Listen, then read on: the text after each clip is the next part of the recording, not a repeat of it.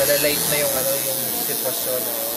Kaya sa pag serious, parang ganda mo talaga yung mga ano eh, kada hapde eh.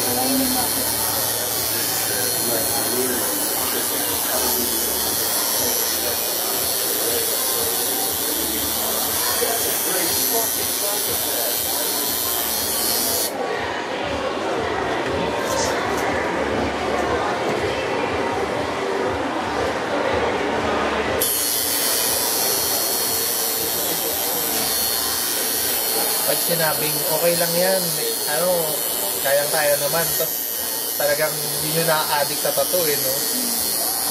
Yun yung maya't maya parang gusto magpa-tattoo, talagang na-addict siya eh, no? Pag naramdaman mo na masarap yung feeling sa'yo, parang hanap-hanapin mo siya. Kaya mo pala.